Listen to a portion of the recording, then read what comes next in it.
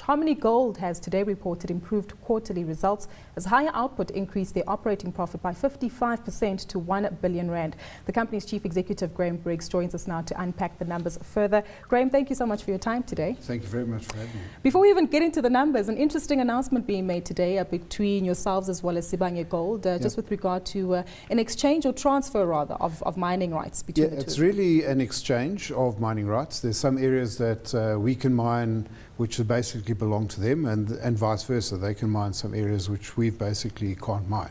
So it's looking at exchanging those areas. And then there's another area where we're looking at mining where they cannot mine in the future, or it'll be a very long time in their future, and for that we're paying a royalty. So I guess it's collaboration on a fairly smallish scale, but nevertheless collaboration. Why do it?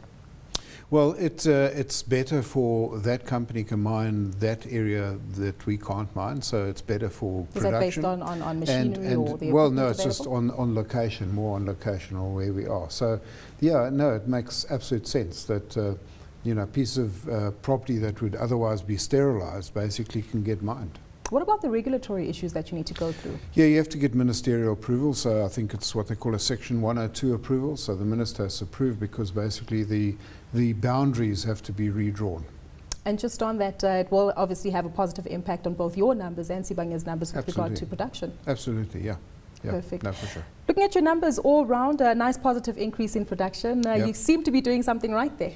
Absolutely. I think increase in grade, that's essential. We're planning increase in grade, and that's come through. Increase in production, more tons, and that's led to better gold.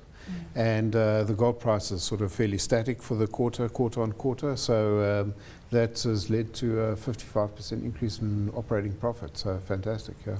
Let's just touch on the gold price. So just a moment ago, we spoke to our market commentator, Kimon Boyaziz, and he mentioned that there's a lot of reliance with regard to the gold price for gold producers. Is that something that's a concern for you? Yeah, it's not a concern. I think the area where I differ from him, I'm glad for a start we can provide some gold so he can keep some in his vault on surface.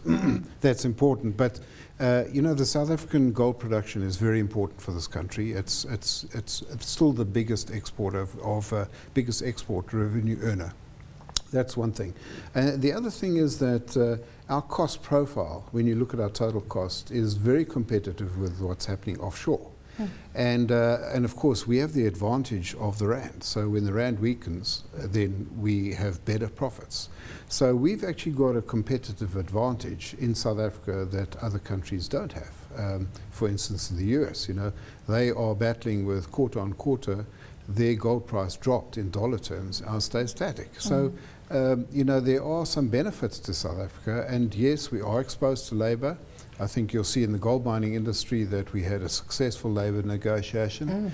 And so we've been doing a lot of things right, again, with that collaboration between the companies. How do you cope with the negative sentiment around gold miners in particular from an investment perspective? We just heard our market commentator again commenting on the fact that he'd rather invest in the gold above the ground. Seems as though we need to change the attitude towards gold miners, or is it necessary? Yeah, no, absolutely. There's a big negative attitude. If you look at something like, people say gold mine in the street and they talk, bad safety and everything. If you look at the safety record of mining in South Africa, it's improved vastly, 66% over the last while. Basically 15% per year over the last 10 years. A dramatic improvement.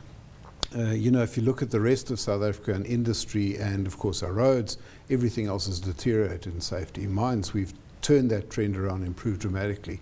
We collaborate as companies, in the gold sector and so on. So we get the benefits. As I said, we're still the biggest revenue earner from an export perspective in South Africa. That's gold mining, not mining per se. The things will change. We're expecting the gold price to stay fairly static for the next while. But, if the gold price goes below 1,200, then the whole world is going to be suffering. And then, the gold price certainly will go up, just as on a supply and demand issue. Let's touch on labour. No doubt that is a story that is consistent with what takes place in the mining industry and has made ripple ways into several other sectors. Your dealings with AMCU, you've managed to, as well as the labour unions involved, you've managed to reach a wage agreement. But are things tough at the moment with labour in South Africa regarding gold mining companies? Yeah, it is a very labour intensive organisation, any gold mine, because we sort of generally narrow reef stoping, so we take it's a lot of labour, and a lot of our dependency, of course, on cost is labour as well. So, you know, there's that side to it. So what we have to look at is good relationships with our labour force, and therefore we have to communicate, do a lot more. And so, you know, the whole issues around labour, we've heightened our focus on looking at labour issues, and everything that goes around that. Salaries in the mines are good. You know, they're in the top 25% of salaries in South Africa. And I'm not talking about the senior managers now, I'm talking about the general labourer. It's just what they do with their money at the end of the month. That well, yeah, sure, and I can't, you know, let's not go there. But, you know, if you look at an entry-level worker in the mines, they can earn as much as a teacher does, a teacher with a degree in school. Now, you know, so we pay fairly well. So, but, you know, it's more than just wages. It's more than, you know, it's living conditions. It's how safe are you when you're underground. All those sort of issues that we have to look at. And there's a heightened focus on that, there's no doubt. Let's touch on mechanization. That's also a rather hot topic given the gold mining producers. I understand DRD Gold and Anglo Gold are looking at moving into that direction in the near term. Are you moving in that direction too? Look, there's a lot of angles to this. One is just using technology. There's a lot of things that have been developed in technology that can be adapted for underground work. So, you know, you see the whole sort of gaming area and those sort of things. There's technology that's developed in computers these days, which are just magic. You can use them.